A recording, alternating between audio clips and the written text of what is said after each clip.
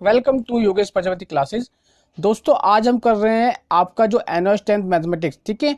इसमें एक परीक्षा हुई थी आपकी अप्रैल 2021 में और आपकी मार्च अप्रैल 2016 में, यानी 2016 में और आपकी 2021 में परीक्षा हुई थी, जिसके अंदर आपका ये चैप्टर 21 से ये क्वेश्चन आपका पूछा गया था। 36 नंबर क्वेश्चन था और ये क्वेश्चन जो है चैप्टर 21 से पूछा गया है। 6 नंबर क्वेश्चन है ये।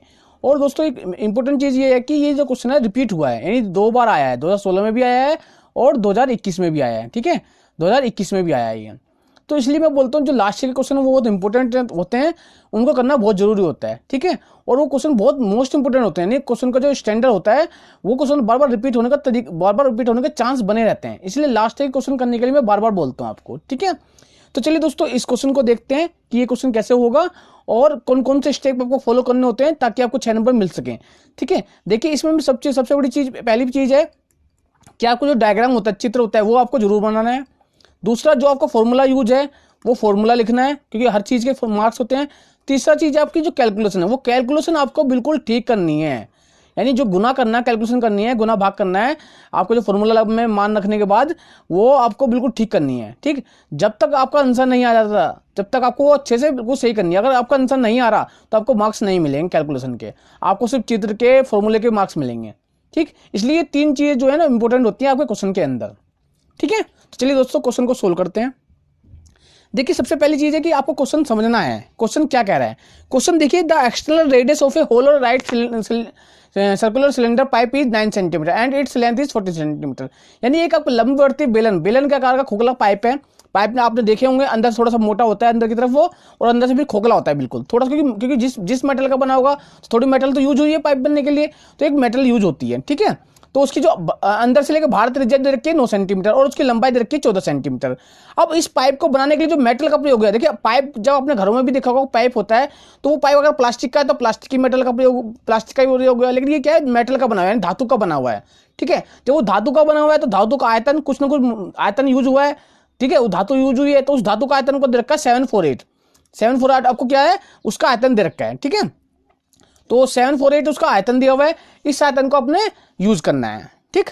अब इसमें यह नहीं पता कि आपको find the thickness of the metal, यानी आपको जो मोटा, कितना मोटा पाइप है, पाइप के अंदर से खोखला तो है, खोखला होने के बाद वो अंदर कितना मोटा है ये आपको वो मोटाई निकालनी है। यानी वो पाइप है मान लो, और वो पाइप अंदर से कितना मोटा है, यानी कितनी कितनी मेटल में यूज हुई है, ये जो थिकनेस है ना, ये लेके यहाँ बाहर तक, ये डी मान लेते हैं इसे डी, ये निकालनी है आपको। और ये पाइप मतलब लंबा है ऐसे, ठीक है, ये लंबा पाइप है ऐसे, मतलब आप स्केल से खींचना है, अभी डायग्राम बनाना नहीं बता रहा मैं, आप ही समझा रहा हूँ, ठीक है। तो ये ऐसा लंबा पाइप मान लो, ये सिलेंडर है, ये थोड़ा मैं स्केल टेढ़ी हो गई थी, ये नहीं बन पा रही, इससे थोड़ा टेढ़ा हो जाता है, इस तरह यहाँ आके मिलेगी, ठीक है। तो ये हटा देना, ये नहीं, ठीक है। तो ये सिलेंडर है, अब ये अंदर से भी मोटा है, ठीक है। तो आपको इसमें क्या है, इसमें ये पाइप बनना खोखला, ये खोखला अंदर हवा है, और बस ये यहाँ से लेकर यहाँ तक मेटल बन रही है, ठीक है। यहाँ से लेकर यहाँ तक जो डी थिकनेस है ये मेटल बनी हुई है। इस मेटल का आयतन आपको दे रखा है, वी दे रखा है, कितना दे रखा है आपको, आयतन दे रखा है 748 दे रखा है सेंटीमीटर क्यूब घन। और आपको दे रखी है रेडियस कौन सी दे रखी है, ध्यान से देखा, सेंटर ये है आपके बीच, मान लो इस सेंटर से लेकर बाहर तक ये पूरी रेडियस, मान लो ये रेडियस आपने आर लिखी इसको, तो आर आपको आर दे रखी है, आर दे रखी है 9 सेंटीमीटर जो बाहर वाली त्रिज्या है। अब आपको अंदर वाली त्रिज्या तो पता नहीं, यहाँ से लेके ये अंदर तक, भाई यहाँ कुछ मेटल मोटी है तो ये स्मॉल रेडियस भी होगी, इसको हम स्मॉल आर रेडियस मान लेंगे। और ये डी आपके अंदर की मोटाई माप लेंगे, और डी आपको निकालनी है, डी आपको पता नहीं है कितनी है, ये आपको निकालनी है। तो जो आपकी जो आर है, ये स्मॉल आर जो है, ये स्मॉल आर, ये पूरी आर में से ये डी घटा देंगे तो आपको पता लग जाएगा। तो स्मॉल आर जो होगी आपकी अंदर वाली, वो होगी पूरी रेडियस, यानी पूरी रेडियस आर है, उसमें से थिकनेस डी घटा दो, यहाँ से लेके यहाँ तक है, इस आर में से ये स्मॉल डी घटा दो, तो डी घटा देंगे तो आपको निकल जाएगी, यानी स्मॉल कितने 9 माइनस डी आ जाएगी, ये स्मॉल वाली हो जाएगी ना। देखिए ये यहाँ से लेके यहाँ तक पता है पूरी 9 सेंटीमीटर, कैपिटल आर मान रखी आपने, तो 9 सेंटीमीटर। और स्मॉल वाली थिकनेस ये मोटाई घटा दो तो अंदर की छोटी वाली निकल जाएगी ना आपकी, ठीक है। ये देखिए ऐसे, मान लो ये ऐसे है, तो ये ऐसे ऐसे है ना, ये तो ये आपकी आर है, तो ये भी आर होगी, और ये मान लीजिए यहाँ तक मोटाई ऐसे, ये वाली ये ज़्यादा बड़ी होगी, हटा दो यहाँ से, तो ये डी है, ये डी है, तो ये क्या होगा आपका, ये पूरी में से यहाँ से लेके यहाँ तक है, ये आपको 9 सेंटीमीटर है, 9 में से ये 9 घटा देंगे, ये इतनी घटा दोगे तो ये आपकी स्मॉल आर बताया लग जाएगी। तो आर क्या आपकी आर माइनस डी, तो 9 ये पूरी यहाँ से लेकर यहाँ तक 9 है, 9 में से डी घटाया आर आ गया, तो 9 माइनस डी, इतना आपको पता लग जाएगा। तो इन्हीं चीज़ों का आपको इसके अंदर यूज करना है। और एक इंपॉर्टेंट चीज़ और है कि ये इसके अंदर जो फॉर्मूला लगेगा वो लगेगा पाई आर स्क्वायर एच, यानी बेलन के आयतन का फॉर्मूला होता है V बराबर पाई आर स्क्वायर एच, इसका लगेगा। लेकिन इस फॉर्मूले को आपको 2 बार लगाना होगा। 2 बार कैसे? एक तो भार वाला सिलेंडर, देखिए भार वाला जो मोटी भार वाला है ना, ये रेडियस ज़्यादा बड़ी रेडियस है, एक भार वाला सिलेंडर और एक छोटा अंदर वाला, इन दोनों को फॉर्मूले लगा के उनमें से घटाना होगा, फिर ये मेटल का वॉल्यूम निकलेगा। ठीक है, करना कैसे क्वेश्चन को मैं बता रहा हूँ, एक एक स्टेप बताऊंगा, क्योंकि 6 नंबर क्वेश्चन है, मोस्ट इंपोर्टेंट क्वेश्चन है और 6 नंबर क्वेश्चन है। तो एक एक स्टेप के नंबर, एक एक स्टेप बताऊंगा आपको कि हर स्टेप के नंबर मिलते हैं। ठीक है, चलिए सबसे पहली चीज़ है, आपको मैं क्वेश्चन को सोल्व कराता हूँ। देखिए यहाँ पर पहली चीज़ है कि डायग्राम बनाना बहुत जरूरी है, क्योंकि डायग्राम के नंबर मिलते हैं आपको। तो डायग्राम कैसे बनाऊंगा? तो सबसे पहले आप बनाना छोटा पाइप, अंदर वाला पाइप, यानी खोखला पाइप बनाया आपने, और इसकी रेडियस आपको मान ली ये है। ठीक है, फिर थोड़ी सी मोटाई लेके बड़ा वाला पाइप बनाना, ऐसे बड़ा वाला पाइप बनाना। ठीक है, आप तो स्केल का यूज कर लेना, ये डी थिकनेस से मान लो, ये बड़ा वाला पाइप बनाया, और थोड़ा सा इसको स्केल का उपयोग करके ना ऐसे सीधी रेखा खींच लेना, ये ऐसे सीधी रेखा खींचेगी, हालांकि मेरे से नहीं खींच पाएगी थोड़ी, लेकिन मैं फिर भी कोशिश कर रहा हूँ सीधी लाइन रहे। ठीक इस तरह, अब ये इस तरह बनेगी, ऐसे पाइप ऐसा रहेगा, अंदर गोलाई तो यहाँ से, क्योंकि ये गोलाई रहेगी, और ये अंदर जो गोलाई है वो मैं थोड़ी दो डॉट करके दिखा देता हूँ। ये अंदर वाली गोलाई है, ये बाहर वाली तो थोड़ी डायरेक्ट से दिखा देते हैं। ठीक है, फिर ऐसे अंदर भी खोखला दिखेगा।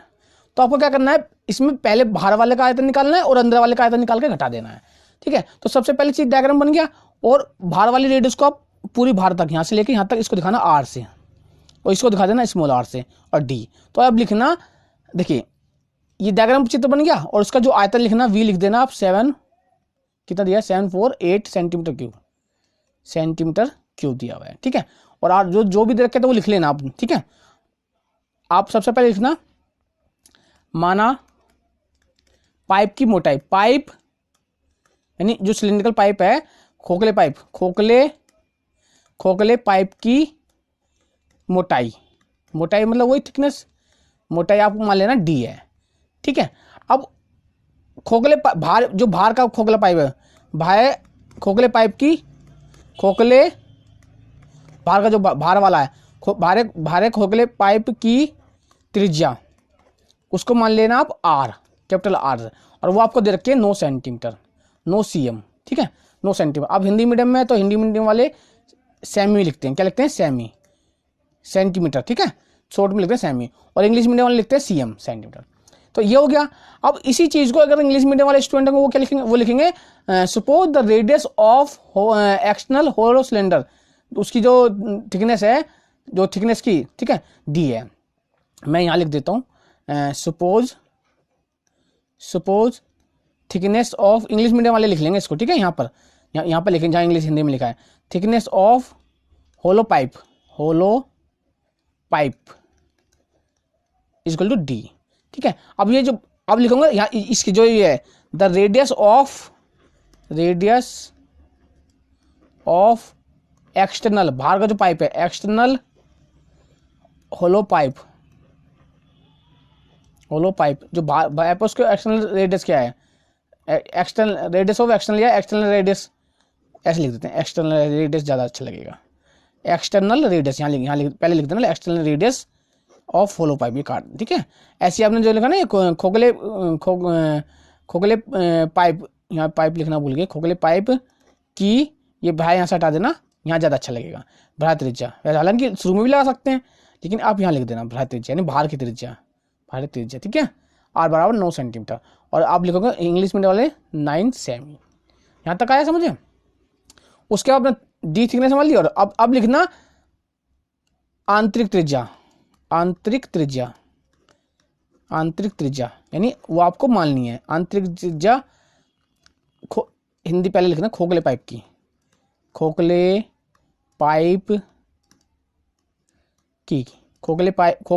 की आंतरिक त्रिज्या स्मॉल आर।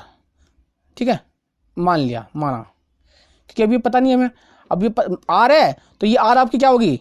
आर बराबर होगी, देखिए बाहर त्रिज्या में से थिकनेस घटा देंगे, यानी आर में से डी घटाएंगे, और आर आपकी कितनी है 9, और में से डी इतनी आपकी आ जाएगी ये, ठीक है।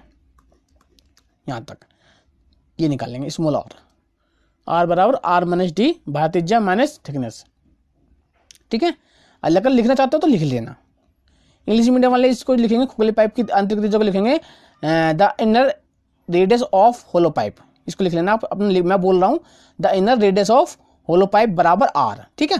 अब उसके बाद आर बराबर आर माइनस डी, ये कैसे आया मैं यहाँ लिख देता हूँ कैसे आया, आपको बता देता हूँ। आर बराबर आपकी, फिर यहाँ लिख के फिर इसको मतलब नीचे लिखना इसके, आर बराबर आप लिखना बाहर त्रिज्या, जो बाहर की त्रिज्या है बाहरी त्रिज्या माइनस थिकनेस, माइनस करके थिकनेस को बोलते हैं आपकी मोटाई, मोटाई यानी पाइप की मोटाई या पाइप, या ठीक है लिख लेना मोटाई, तो बाहर त्रिज्या माइनस मोटाई लिख देना, बस इतना लिख देना। आर माइनस डी और 9 में से माइनस डी करके इतना आपका निकल के आ गया आर। यहाँ तक तो जो दिया है बस वही निकाला है आपने अभी तक। अभी अब यहाँ तक तो लिखना है, जितना भी दिया हुआ है वो लिखा है, ठीक है। इसके बाद आपको एक चीज़ करनी है, क्या करनी है, अब यहाँ पर फॉर्मूले निकालने हैं, आयतन निकालेंगे, इसके बाद निकालेंगे वो आयतन का फॉर्मूला लगा के, ठीक है। और एक चीज़ लिख लेते हैं खोखले पाइप की, खोखले पाइप में प्रयोग हुई धातु का आयतन, आयतन तो वो V से दिखा देना, V बराबर 748 सेमी, और इसके बाद यहाँ लिख देना घन, 3 भी लगाना जरूर, ठीक है। सेमी लिख के और 3 लिख देना, ठीक है, सेमी 3। यहाँ पर देखिए यहाँ पर सीएम का क्यूब लिखा है, ऐसे यहाँ सेंटीमीटर इंग्लिश मीडियम वाले लिखते हैं सीएम, ठीक है। यह हो गया, यानी the volume of the metal used for hollow cylindrical pipe, ठीक है, खोखले पाइप के लिए धातु का लिख दिया 748। अब हम इसका प्रयोग करेंगे, चलिए आगे यहाँ तक आप लिख लेना, मैं आगे से हटा रहा हूँ। देखिए आप लिखोगे जो धातु प्रयोग हुई ना वो धातु किसके किसके बराबर है, देखिए प्रयोग खोखले सिलिंड्रिकल, सिलिंड्रिकल बोलते हैं बेलन, खोखले बेलनाकार, बेलनाकार पाइप का आयतन बराबर वो होगा बाहर, जो बाहर का है बाहर पाइप का आयतन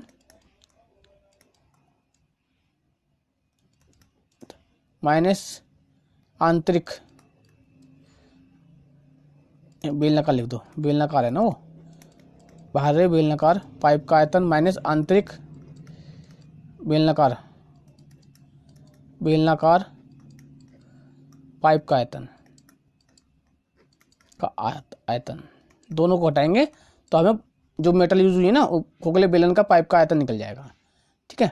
क्योंकि देखिए मैंने डायग्राम बता रखा है आपको, पाइप है बाहर वाला जो आयतन है वो, उसमें से जो अंदर खोखला है उसको घटा देंगे, आंतरिक बेलन का आयतन घटा देंगे तो निकल जाएगा। तो बाहर वाले का त्रिज्या अपनी कितना, बाहर का जो है पाई आर, इस फॉर्मूला आर क्या है, रेडियस उसकी बड़ी आर है उसका स्क्वायर करेंगे, और एच क्या है उसकी लेंथ, लेंथ क्या होगी इसकी एल, ठीक है, माइनस ऐसी आपकी आंतरिक, आंतरिक वाले में आपकी रेडियस क्या है पाई आर स्क्वायर होता है बेलन का square, pi R square, R क्या है आपकी रेडियस, बाहर वाले की रेडियस क्या है स्मॉल आर उसका स्क्वायर, और एल उसकी लेंथ, लंबाई तो दोनों में बराबर रहेगी ये।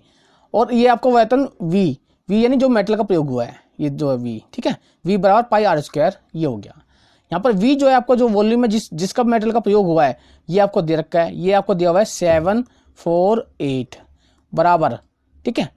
आप इसको लिख सकते हैं सेमी का क्यूब लिखा हुआ है, ठीक है, बराबर पाई आपका पाई है और यह एल है, पाई एल आपको दे रखा है दोनों में, तो पाई का मान पहले लिख लेते हैं, या पहले कॉमन ले लो, पाई इसमें भी है और या पहले मान रखो, ठीक है, 22/7 गुना आर कितना है आपका, आर आपको दे रखा है 9 का स्क्वायर, 9 का घन, 9 है ना, 9 का तो 9 का घन हो जाएगा, और एल कितनी है आपकी, देखिए एल का मान आपको दिया हुआ है कितनी 14 सेंटीमीटर, तो 14 सेंटीमीटर ऐसी यहाँ पर 22/7 रखेंगे, और आर इसमें आपको पता है क्या है, आर स्क्वायर 9 माइनस डी आपने निकाली थी, देख लो आपने शुरू में देख लिया, कॉपी में लिखो, देखो मैंने लिखवाई है 9 माइनस डी का स्क्वायर।